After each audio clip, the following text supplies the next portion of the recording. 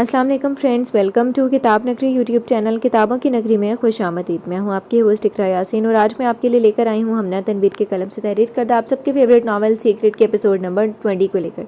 اس episode کو start کرنے سے پہلے آپ جلدی سے کر لیجیے ہمارے چینل کو سبسکرائب، ویڈیو کو لائک اور کلک کر لیجیے بیل آئیکن کو۔ اب آتے ہیں ایپیسوڈ کی جانب۔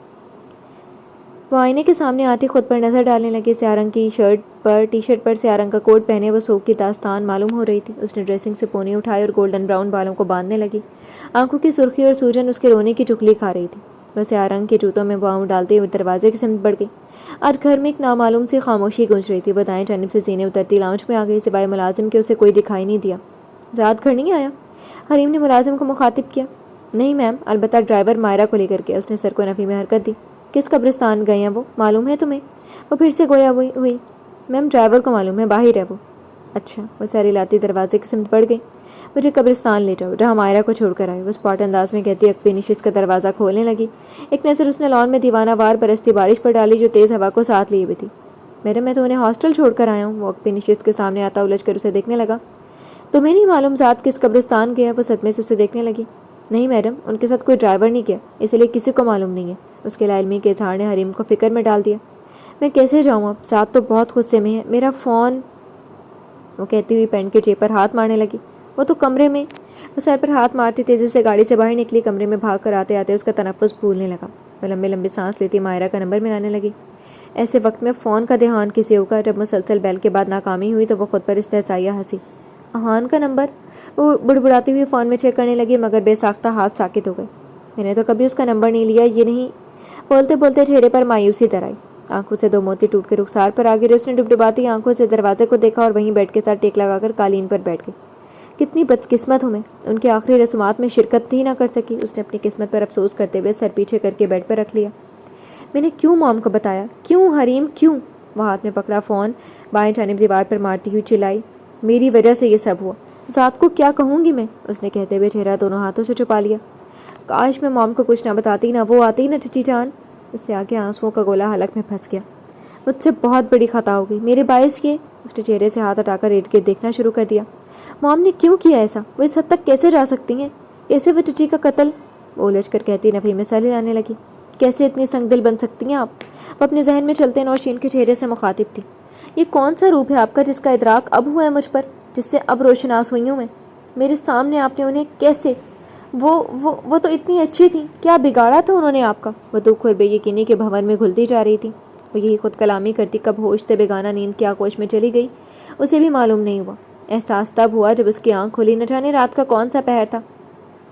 سر اور آنکھوں کا درد اب انتہا کو پہنچ رہا تھا۔ وہ بھاری ہوتے سر کو پکڑتی کھڑی ہونے لگی۔ کب سوئی میں؟ اس نے اپنی اس نیم تاریک کمرے میں آنکھیں سکیڑ کر سامنے والے کلاک کو دیکھنا چاہا۔ یہ ناول آپ کتاب نگری یوٹیوب چینل پر پڑھ اور سن رہے ہیں۔ ذات تو واپس آ چکا ہوگا اب تک۔ وہ ننگے پاؤں چلتی ہوئی دروازے کے پاس آئی اور سوئچ بورڈ پر ہاتھ مار کر گھڑی کو دیکھنے لگی جو رات کے 2 بجا رہی تھی۔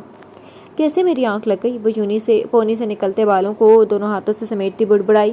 وہ اسی مانند بنا جوتے پہنے کمرے سے نکل آئی۔ اس کا روپ بائیں جانب تھا۔ رات کے باعث روشنیاں کم جلا رکھی تھی۔ ذات کے کمرے کا دروازہ کھلا تھا۔ جاگ رہی ہو تم؟ وہ خود کلامی کرتی اندر داخل ہونے لگی۔ دروازہ عبور کر کے وہ رک گئی۔ وہ بائیں جانب بیڈ کے سامنے کھڑکی کی جانب منہ کر کے کھڑا تھا۔ کھڑکی کھلی تھی جس کے باعث بے لگام ہواؤں کی سنسناتی آوازیں سنائی دے رہی تھی جو بارش کو سنسنی خیز بنا رہی تھی۔ وہ مرے مرے قدم اٹھاتی اس کے بائیں جانب آ گئی جو بائیں ہاتھ میں سگریٹ اٹھائے ہوئے تھا۔ چونکہ وہ ننگے پاؤں تھے اس لیے وہ ابھی تک اس کی آمد سے بے خبر تھا۔ ذات، اس نے دھیرے سے پکارتے ہوئے اس کی بازو پکڑی۔ تم یہاں کیا کر رہی ہو؟ وہ جارحانہ انداز میں اسے پرے کرتا گھرایا۔ وہ پیچھے رکھے میز سے ٹکرا گئی مگر دیوار کا سہارا لے کر خود کو گرنے سے بچانے لگی۔ ذات میری بات تو سنو۔ اس نے التجا کی۔ ایک لمحہ لگا تھا آنکھوں کو نم ہونے میں۔ کچھ نہیں سنا مجھے تم سے، نکل جاؤ یہاں سے، بلکہ میرے گھر سے دفع ہو جاؤ۔ وہ اسے بازو سے پکڑتا دروازے کی سمت بڑھا مگر حریم مزاحمت کرتی اپنے بازو چھڑانے میں آزاد ہو گئی۔ کہیں نہیں جاؤں گی میں، وہ اس کی سرخی مائل آنکھوں میں جھانکتی غمزدہ سے بولی۔ نکل جاؤ حریم ورنہ میں۔ وہ انگلی اٹھا کر کہتا آگے بڑھا تو وہ دروازہ بند کرتی اس کے ساتھ ٹیک لگا کر کھڑی ہو گئی۔ یہ ناول آپ کتاب نگری یوٹیوب چینل پر پڑھ اور سن رہے ہیں۔ جو کرنا ہے کر لو مگر مجھے اپنی صفائی میں بولنے کا۔ کون سی صفائی مس حریم خاکوانی؟ وہ مداخلت کرتا حلق کے بل چلایا۔ اس نے آنکھیں زور سے بند کر کے کھولی۔ یہی پلان تھا نا تمہارا میری ماما کو، اس لیے تم نے ضد کر کے یہاں روکا کیونکہ ایک دن میں تم اپنے عزائم میں کامیاب نہیں ہو سکی تھی، اس لیے تم انہیں لنچ پر لے گئی تاکہ… اشکوں نے اسے مزید بولنے کی اجازت نہیں دی۔ نہیں ذات ایسا نہیں ہے۔ وہ بے چین ہوئی۔ بکواس بند کر لو اپنی تم۔ اسے حریم کا اختلاف مزید تیش دلا رہا تھا۔ زاد میری بات سنو، اس نے اس کے بازو پکڑی تو وہ مزید تل ملا اٹھا۔ یہ سب تمہارا پلان تھا، تم نے میری ماما کو مجھ سے دور کیا اور اب تم یہاں کھڑی ہو کر۔ ہاتھ کا مکہ اوپر اٹھائی تھا کہ حریم نے آنکھیں بند کر لی، مگر وہ اس کے چہرے کے قریب جا کر ساکت ہو گیا تھا۔ اس نے سلگتی نگاہوں سے اسے دیکھتے ہوئے مکہ دروازے پر دے مارا۔ دل تو کر رہا ہے تمہیں نظر آتش کر دوں، جان سے مار دوں، وہ چبا چبا کر کہتا، ڈریسنگ سے پرفیوم اٹھا کر نیچے پھینکتا ہوا بولا۔ لہجے میں بے بسی کا عنصر بھی پوشیدہ تھا۔ شیشے کی بوتل جو ہی زمین سے ٹکرائی تو کمرے میں اس کی آواز گونجی۔ حریم نے پھر سے آنکھیں زور سے بند کر لی۔ دور ہو جاؤ میری نظروں سے، وہ کرب کے عالم میں کہتا دوسرا پرفیوم اٹھا کر نیچے پھینکنے لگا۔ وہ دونوں ہاتھ کانوں پر رکھے کھڑی تھی جبکہ اس نے ایک ایک کر کے ڈریسنگ ٹیبل کی ہر چیز اٹھا کر نیچے پھینک دی۔ فرش پر شیشے کی کرچیاں بکھر گئیں۔ زاد ہارے بے انداز میں گھٹنیں زمین پر گراتا وہیں بیٹھ گیا۔ اس اثنا میں چہرہ اشکوں سے تر ہو چکا تھا۔ معاف نہیں کروں گا میں تمہیں کبھی، وہ چہرہ ہاتھوں میں چھپائے دھیرے سے سسکا تو حریم اس کے پاس بیٹھتی اس کے دونوں بازو پکڑنے لگی۔ ہاتھ مت لگانا مجھے، اس نے حقارت سے کہتے اس کے ہاتھ جھٹکے۔ زاد پلیز میری بات سن لو، میں نے کچھ نہیں کیا، وہ اشک بہاتی بول رہی تھی۔ بے وقوف لکھا ہے میرے منہ پر، وہ تو مسخرانہ انداز میں ہنسا۔ نہیں میں سچ بول رہی ہوں، میں کیوں ایسا کروں گی، تم خود سوچو۔ وہ گھٹنے زمین پر رکھے دوہری تکلیف سے دو چار ہو رہی تھی۔ اس کے آنسو سیدھا حریم کے دل پر گر رہے تھے اور ستم ایسا کہ اسے ان آنسوؤں کو پوچھنے کا حق بھی نہیں تھا۔ اپنی ماں کے لیے اور کس کے لیے کرنا ہے تم نے، وہ اس کی آنکھوں میں آنکھیں ڈالتا وسوخ سے بولا۔ نہیں زاد نہیں، ایسا نہیں ہے، اسے سک کر کہتی نفی میں سر ہلانے لگی۔ میرا اعتبار کرو زاد، میں نے نہیں کیا یہ۔ وہ دونوں ہاتھوں سے اس کا چہرہ پکڑتی انگوٹھے سے کے پوروں سے اس کے آنسو صاف کرنے لگی جو رخسار سے ہو کر اس کی داڑھی میں جذب ہو رہے تھے۔ ایک لہجے کے لیے وہ ساکت ہوا مگر اگلے ہی لمحے سمٹتے ہوئے لب وہاں ہونے لگے۔ اس فریب میں نہیں آؤں گا میں، کل جاؤں گا فوٹیج دیکھنے، اس کے بعد آہان فیصلہ کرے گا تمہیں زندہ رکھنا ہے یا جان سے مارنے۔ وہ آہستہ سے اس کا ہاتھ ہٹاتا بے رحمی سے گویا ہوا تو حریم کی آنکھیں حیرت کی زیادتی سے پھیل گئی۔ بہتر ہوگا تب تک تم اپنے کمرے میں رہو، فیصلہ آہان کرے گا تمہارا، کیونکہ اگر میں نے فیصلہ کیا تو خدشہ ہے کہیں دل آڑے نہ آ جائے اس کے بیچ۔ وہ سرد موہری سے کہتا کھڑا ہو گیا۔ وہ چلتا ہوا پھر سے کھڑکی کے پاس جا کھڑا ہوا جہاں سے باہر کی ویرانی اندر کمرے میں داخل ہو رہی تھی۔ چند لمحے یوں ہی خاموشی کی نظر ہو گئے۔ سنا نہیں تم نے، جاؤ یہاں سے، اسے حریم کی موجودگی زج کر رہی تھی۔ اس کی مخصوص خوشبو وہ محسوس کر رہا تھا جس کی حواس پر طاری ہو رہی تھی۔ وہ کرنٹ کھا کر اٹھی، چہرے پر گھبراہٹ لیے وولٹے قدم اٹھانے لگی۔ نظریں اس کے چوڑے شانوں پر تھی جو اس مدھم روشنی میں بھی واضح تھے۔ اس کی سنگتیلی پر کڑوے گھونٹ پیتی باہر نکل گئی۔ دل کے ساتھ ساتھ آنکھیں بھی زخمی ہوئی تو دھڑلے سے برسنا شروع ہو گئی۔ میں کیسے یقین دلاؤں گی تمہیں، وہ دروازہ بند کرتی اپنے کمرے میں آ گئی۔ مجھے جانے دو یہاں سے، میں تمہیں ڈبل پیسے دوں گا۔ تکلیف کی انتہا ہو گئی تو ہوورڈ گارڈ کو بہلانے لگا۔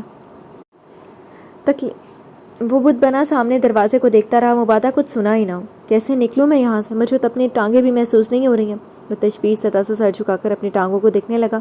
یہ اسے ملنے والے الیکٹرک شاک کا نتیجہ تھا۔ لیوینیا بھی اس دن سے نہیں آئی یہاں۔ انکل مارٹین سے تو کوئی امید وابستہ نہیں، مگر شاید وہ ترس کھا لے میرے حال پر۔ وہ دروازے سے دیکھا دل ہی دل میں سوچنے لگا۔ اس بند تاریک کمرے میں اس نے اسے وقت کی خبر تھی نہ تاریخ کی۔ کچھ دیر کے بعد دروازہ کھلا اور ہل کی ٹک ٹک سنائی دی۔ ہوورڈ کے چہرے پر امید کے سائے جھلملانے لگے۔ اب تو جانے دو مجھے یہاں سے، جو تم چاہتے تھے وہ سب کر تو چکے ہو، ظلم بھی کر لیا، لیزا کی جائیداد بھی واپس لے لی مجھ سے، اب اور کیا چاہیے؟ وہ لیوینیا کو دیکھتا اضطراب کے عالم میں بلند آواز میں بولنے لگا۔ آواز نیچی رکھو، بھولو مت تم ہمارے قبضے میں ہو، ہم نہیں۔ وہ آنکھیں چھوٹی کرتی انگلی اٹھا کر وارن کرنے لگی۔ یہ ناول آپ کتاب نگری یوٹیوب چینل پر پڑھ اور سن رہے ہیں۔ مجھے تمہارا فلورنس والا گھر چاہیے۔ وہ کوٹ کی جیب میں دونوں ہاتھ ڈالتی ٹہلنے لگی۔ مگر کیوں؟ اس کے پیشانی پر بل پڑ گئے جو ہی اس کی مالیت کا اندازہ ہوا۔ بس میرا دل آ گیا، ویسے بھی لیزا کے علاج پر جو پیسہ لگ رہا ہے وہ کہیں سے تو وصول کرنا ہی ہے نا ہمیں۔ وہ جلانے والی مسکراہٹ لیے اس کے مقابل رک گئی۔ نیلی چمکتی آنکھیں اسے شدید ناگوار گزر رہی تھیں۔ اس کے بعد مجھے جانے دو گی یہاں سے؟ وہ کچھ توقف کے بعد بولا۔ فی الحال اس کے لیے اپنی آزادی سب سے اہم اور ناگزیر تھی۔ شور، کیونکہ ڈیڈ لیزا کو لے کر گھر روانہ ہو چکے ہیں تو مجھے بھی یہاں اکیلے رہ کر کیا کرنا ہے؟ وہ شانے اچکاتی منہ بنانے لگی۔ ڈیزی سے میری بات کروا دو، وہ پیپر تمہیں لا دے گی۔ وہ ہتھیار پھینک چکا تھا اس لیے سوچنے کے لیے وقت بھی نہیں لے رہا تھا۔ اوکے، تو پھر میں اپنے وکیل سے بات کرتی ہوں کہ وہ پیپر بنوائے تاکہ ہم دونوں جلدی فارغ ہو جائیں گے اس قید سے۔ وہ آنکھیں گھماتے ارد گرد دیکھنے لگی تو ہوورڈ کے چہرے پر طنزیہ مسکراہٹ بکھر گئی۔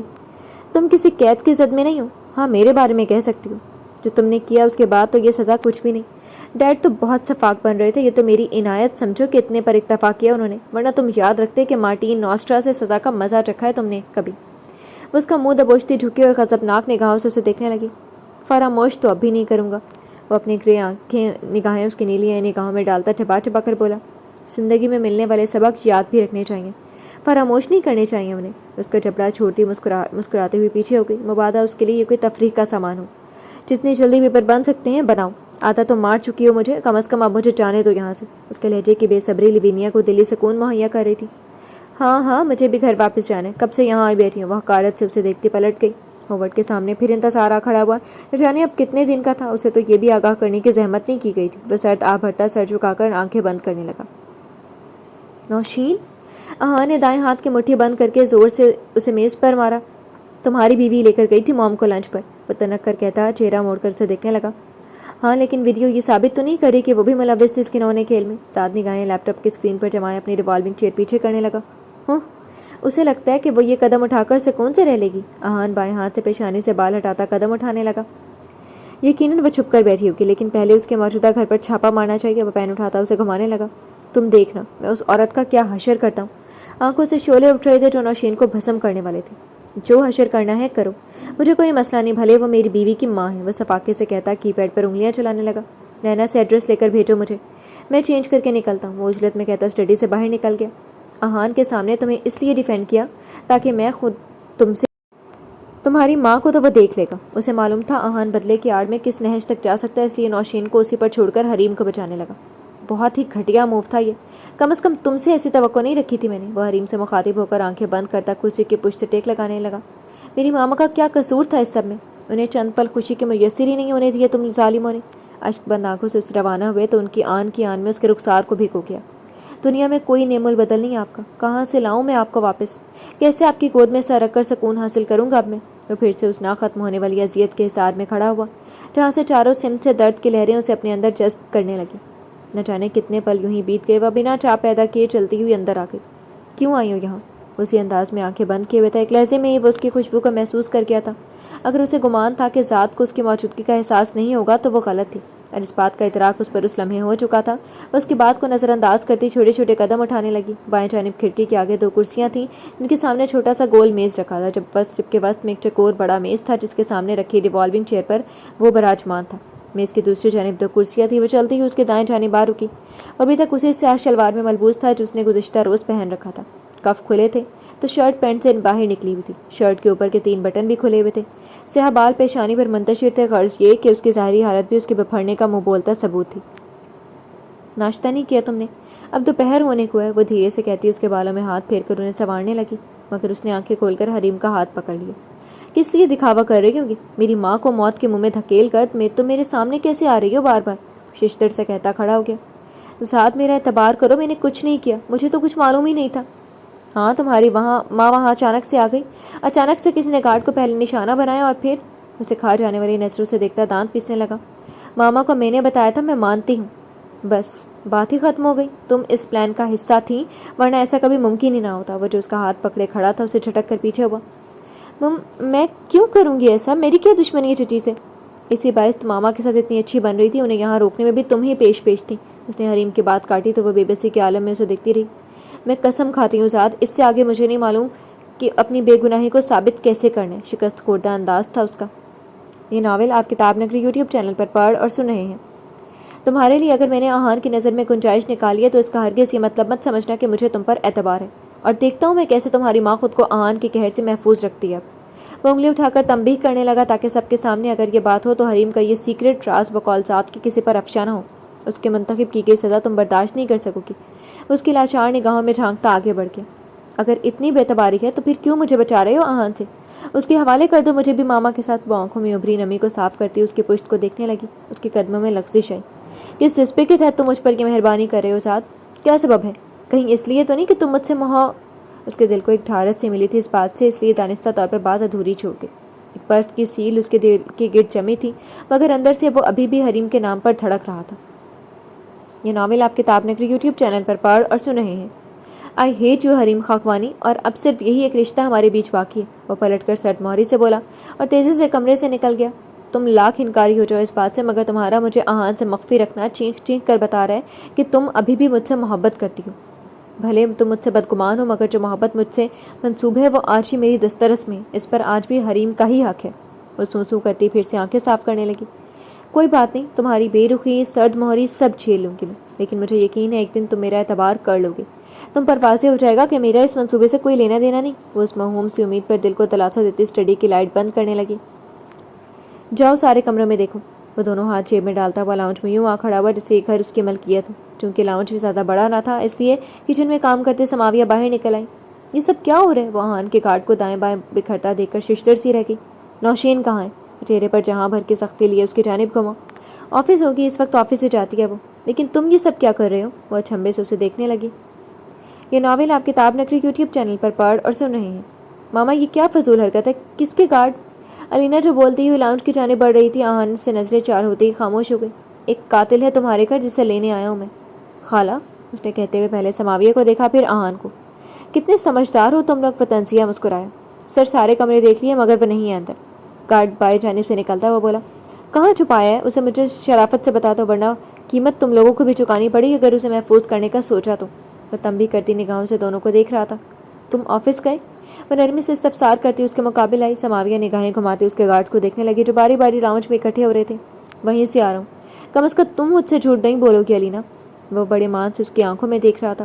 خالہ آفس کے لیے نکلی تھی گھر سے، اب لنچ کا ٹائم بھی تو ہے نا، شاید کسی پارٹی کے ساتھ لنچ پر گئی ہوں۔ اس نے آہان کا ہاتھ پکڑتے شفقت بھرے لہجے میں اسے قائل کرنا چاہا۔ اگر تم نے غلط بیانی کی جو دل چاہے کر لینا، میرا سر خم ہوگا تمہارے سامنے، بلکہ تم کہو تو میں خود تمہیں مطلع کر دوں گی اگر خالہ گھر واپس آئیں تو۔ وہ جتنے وسوخ سے بولی وہ یقین کرنے پر مجبور ہو گیا۔ ٹھیک ہے، وہ کہہ کر ارد گرد کھڑے گارڈز کو اشارہ کرنے لگا۔ ماما میں آتی ہوں، وہ اسے باہر تک چھوڑنے کے ارادے سے کہتی اس کا ہاتھ پکڑ کر چلنے لگی۔ میں گھر آنا چاہتی تھی مگر چوکیدار نے یہ کہہ کر منع کر دیا کہ کسی کو آنے کی اجازت نہیں ہے۔ وہ متفکر سے چہرہ موڑے اسے دیکھ رہی تھی۔ وہ دونوں اس متوسط گھر سے باہر نکل آئے تھے۔ سڑک کے کنارے ان کی گاڑیاں کھڑی تھیں جن میں گارڈ سوار ہونے لگے۔ ہاں، ذات نے منع کیا تھا اور میرا ذاتی مشورہ بھی یہی تھا۔ اس نے سرد آہ بھرتے ہوئے سر جھکا لیا۔ آہان، میں ہمیشہ تمہارے ساتھ کھڑی ہوں، یہ مت سوچنا بات میری خالہ کی ہے۔ اگر وہ تمہاری مجرم ہے تو تم انہیں سزا دو۔ اس کا چہرہ ہاتھوں کے پیالے میں لیتی اس کا چہرہ اوپر کرنے لگی۔ اس کی آنکھوں میں نمی ابھرنے لگی جسے اس نے بدلے کی آنکھ میں مخفی کر رکھا تھا۔ وہ اس کے نرم لہجے سے ٹھنڈی پڑ گئی۔ پتہ ہے، میرے لیے دنیا میں سب سے تکلیف دہ چیز تمہاری آنکھوں کا یہ کرب ہے۔ اس کی سیاہ آنکھوں کی گہرائی میں اترتی رنجیدہ سی بولی مگر وہ خاموش رہا۔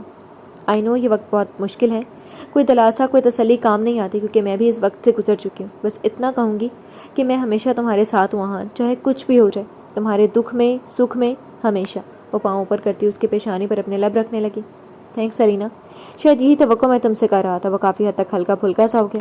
آنٹی کو واپس تو نہیں لا سکتے لیکن ہاں ان کے لیے دعا ضرور کر سکتے ہیں، اس لیے تم نے اشکوں کو جگہ نہیں دینی بلکہ ان کے لیے دعا کرنی ہے۔ اس کی آنکھوں کی نمی کو اپنے ہاتھوں سے صاف کرتے ہوئے اس نے تحکم سے کہا تو وہ بے ساختہ مسکرانے لگا۔ آرڈر دے رہی ہوں؟ کچھ پل کے لیے وہ اپنا غم کہیں رکھ کر بھول گیا تھا۔ ہاں دے رہی ہوں، حق رکھتی ہوں تم پر، میں استحقاق سے کہتی اس کے کالر کو ٹھیک کرنے لگی۔ اچھا اب جاؤ اندر ورنہ مجھے بھول جائے گا کس کام آیا تھا میں۔ اس کے رخسار پر ہاتھ رکھتا آہستہ سے بولا، کال کروں گی میں تمہیں شام میں۔ وہ ہاتھ ہلاتی پلٹ گئی۔ آہان جواب دینے کی بجائے سیدھا اپنی گاڑی میں جا بیٹھا۔ نہیں کھایا؟ وہ ملازم کو ٹرے سمیت واپس آتے دیکھ کر مایوسی سے گویا ہوئی۔ نہیں میڈم، کہنے لگے بھوک نہیں اور واپس بھیج دیا۔ وہ چلتا ہوا حریم کے مقابل آیا تو وہ جو کسی سوچ کے محور کی گرد تھی اسی انداز میں اس سے ٹرے لینے لگی۔ ٹھیک ہے تم اپنا کام کرو، وہ کہتی ہوئی دروازے کی سمت پڑ گئی۔ بائیں جانب والے زینے چڑھ کر اس کا رخ ابزات کے کمرے کی جانب تھا جس کا آج کل یہی ایک ٹھکانہ تھا۔ یہ ناول آپ کتاب نگری یوٹیوب چینل پر پڑھ اور سن رہے ہیں۔ وہ بنا دستک دیے کھلے دروازے سے اندر داخل ہو گئی۔ وہ سگریٹ ہاتھ میں اٹھائے سے ہوئے بیٹھا تھا۔ اسے پینے کے بجائے کھانے والی چیز کھاؤ۔ وہ برہمی سے اسے دیکھتی اس سمت بڑھنے لگی۔ تمہیں کس نے اندر آنے کی اجازت دی؟ وہ ناگواری سے کہتا سگریٹ ایش ٹرے میں مسلنے لگا۔ کسی کی اجازت درکار نہیں ہے مجھے اپنے شوہر کے کمرے میں آنے کے لیے، وہ استحقاق سے کہتی میز پر ٹرے رکھ کر اس کے پاس بیٹھ گئی۔ کیوں بار بار میرے سامنے آ جاتی ہو؟ کتنی بار کہوں پھر سمجھ آئے گا تمہیں؟ اس کے بازو پکڑتا آگ بگولا ہو گیا۔ اس کے فولادی گرفت حریم کے لیے خاصی مضبوط تھی مگر وہ برداشت کرتی مسکراتی ہوئی اس کی جانب گھومی۔ جتنی بار بھی کہہ لو گے مجھے سمجھ نہیں آئے گا، اگر اتنی ناپسند ہوں تو طلاق دے دو مجھے۔ وہ بے خواب سی اس کی آنکھوں میں جھانک رہی تھی۔ آسان سزا تجویز نہیں کیا کرتے ہم۔ جو یہ اپنی پتھریلی گرفت کا اندازہ ہوا تو وہ اس کے بازو آزاد کرتا مسکرانے لگا۔ تمہیں اپنے پاس رکھ کر زج کروں گا، اپنے سامنے رکھوں گا مگر پھر بھی تمہیں اتنا دور محسوس ہوں گا جس سے میلوں کا فاصلہ بیچ میں حائل ہو۔ وہ سنگ دل بنا مگر اس نے ہمت نہیں ہاری۔ ٹھیک ہے کر لو جو کرنا ہے، تم نے شاید مجھے کچھ زیادہ ہی کم ہمت تصور کر لیا ذات خاکوانی۔ اس کے رخسار پر ہاتھ رکھتی طمانیت سے بولی، یہ تو وقت ثابت کرے گا، لے جاؤ یہ، مجھے نہیں کھانا۔ اس کا ہاتھ ہٹاتا نگاہیں چرانے لگا۔ افسوس تو اس بات کا ہے ذات کہ تمہیں مجھ پر رتی برابر بھی اعتبار نہیں۔ وہ فوٹوز دیکھ کر بھی نہیں، وہ چہرے پر تعصب کے سائے لیے بھی تھی، آنکھیں رنج سے دو چار تھیں۔ ابھی تو شروعات بھی نہیں ہوئی اور تم رونے بھی بیٹھ گئی۔ وہ اوپر انگلی رکھے مسکرانے لگا۔ رو نہیں رہی، دکھ ہے بس اس بات کا، اگر میں اس منصوبے کا حصہ ہوتی تو کیوں چچی کو فوراً ہاسپٹل لے کر جاتی؟ تمہیں نظر نہیں آ رہا؟ اس کے گریبان پکڑتی ہی زیانی انداز میں بولنے لگی۔ یہ ناول آپ کتاب نگری یوٹیوب چینل پر پڑھ اور سن رہے ہیں۔ آواز پہلے سے قدرے بلند تھی۔ شش، اس کے ہونٹوں پر انگلی رکھتا خاموش رہنے کا اشارہ کرنے لگا۔ आंसू बेसाख्ता उसके रुखसार को भिगोने लगे थे। सब नज़र आ रहा है मुझे। वो उसके रुखसार पर हाथ रखता अंगूठे से उसका सहलाने लगा। दूसरा हाथ कमर के गिर्द हायल हुआ तो उसे मज़ीद खुद से करीब कर लिया। तुम्हारी एक्टिंग भी, अगर हॉस्पिटल ना ले जाती मामा को तुम तो फिर तो सब ख़त्म हो जाता। उसकी बात सुनकर हरीम की आंखों में बेयकीनी डोलने लगी। ज़ात की गर्म सांसें उसे टूटने पर मजबूर कर रही थी। उसके हवास को अपने काबू में कर रही थी। शायद इसी सज़ा की बात वो कर रहा था। उसके करीब होकर भी दूरी का एहसास होना। चुप कर जाओ ज़ाद, जहर लग रही हो मुझे तुम इस लम्हे, उसने सो करते हुए शिकवा किया। तुम तो जैसे मुझे बहुत अच्छी लग रही हो ना, उसने घूर कर जवाब दिया। तब उसके सीने पर सर रखने लगे, मगर अगले लम्हे वो पीछे होता उसे अपनी गिरफ्त से आज़ाद कर गया था। सोचना भी मत, वो कड़े तेवर लिए उंगली उठाकर कहता खड़ा हो गया। बहुत गलत कर रहे हो तुम, सब कुछ सामने होने के बाद भी मुझे खौमखा सज़ा का मुस्तहिक बना रहे हो। वो शिकायती नज़रों से देखती खड़ी हो गई। अच्छा हो गया तुम्हारा तो ये अपना टोपी ड्रामा लेकर जाओ यहाँ से, वो खुरदरे पन से कहता रुख मोड़ कर खड़ा हो गया। वो अंदर ही अंदर कुलस रही थी, ट्रे उठाने लगी। बहुत बुरे हो तुम ज़ात खाकवानी, वो एक मलामती निगाह उसके पुष्ट पर डालकर वो कमरे से बाहर निकल गई। जी तो फ्रेंड्स, कैसी लगी आपको आज के एपिसोड? कमेंट सेक्शन में ज़रूर बताइएगा। फिर हाजिर होंगे नॉवल के नेक्स्ट एपिसोड के साथ। अब तक के लिए इजाज़त दी।